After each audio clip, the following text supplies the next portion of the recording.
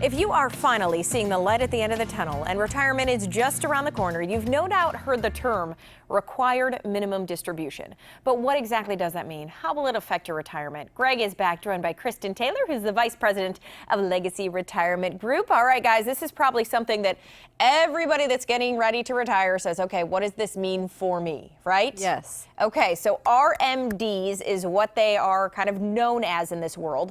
So what exactly are they? So it's a required minimum distribution. It's just that. It's required that you take this minimum amount at the age of 70 and a half out of your qualified retirement account. So your IRA or 401k if you're not working anymore. Okay. And so what is the purpose of that? Why is there a rule that says you have to take this amount of money out? Well, you may have heard me say in the past that an IRA or 401k is like a loan from Uncle Sam. So Uncle Sam is saying, okay, these dollars are going to keep piling up and building up and building up, and they're built up on what's called a tax deferred basis. So what that means to the government is, hey, eventually we're going to get paid on this money. Oh, of course, they'll Right? always find a way, right? Yeah. So at age 70 and a half, we are now required to take out at least a minimum amount. So the way the government determines that is they use a life expectancy table. So at 70 and a half, they're going to divide whatever amounts in your account by 27.4. They could have just given us a percentage, but no, that's our life expectancy. In government terms, that's about 3.65% that we have to pull out that year, and then they recalculate it every year.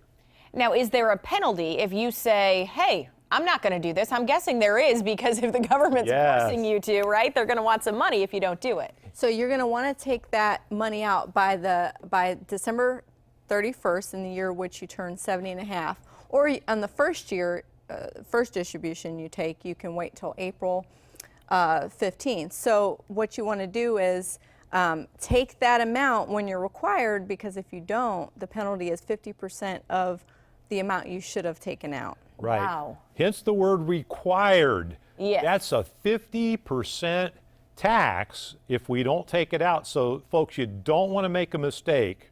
No one wants to make a mistake on required distributions, because that's money you could have had that you're going to give half of to the government if you don't take it. And I'll add, there are some strategies in taking it. You don't, in some cases, it is better to wait the extra amount of time for the first distribution, depending on, you know, maybe earned income that you have that year or other income sources you have.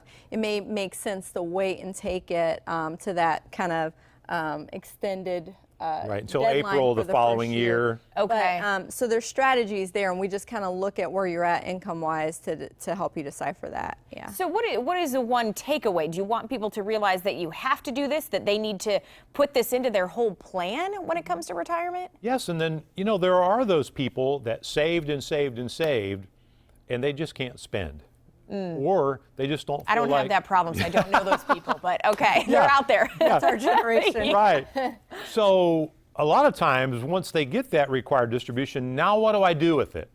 Do I invest it, you know, put it in something else that can create more tax for me? Or do I want to create some tax-free strategy to leave to my loved ones? Do I want to create a legacy? Do I want to be, you know, someone that's a giver maybe to charities or things like that? So really creating an entire game plan. Yeah, and with, the other thing is integrating that into your income plan as it is. So, okay, we have these dollars that you're going to have to take out.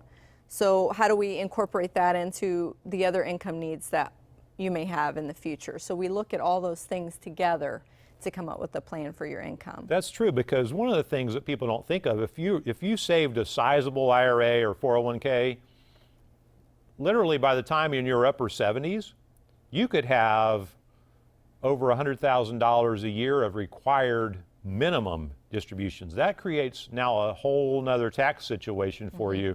So you really have to start planning for that now. Okay, and all these things come with stresses, but you They guys do. always try to help people retire stress-free, right? Yes. Breathe do. easy. That's part of the offer today. This is the fun time. Yes, our friend Patrick Kelly has written that book, Stress-Free Retirement, and we're going to offer that to the first 25 callers today. Okay, as always, you guys can help with RMDs and 401ks and everything that goes into retiring. So I want to let people know they can give you a call and, of course, get the free book and come on in and talk to you guys, which is always the best way to kind of get your plan in order. Yes. Yes. All right. Thank you so much, Greg and welcome. Kristen.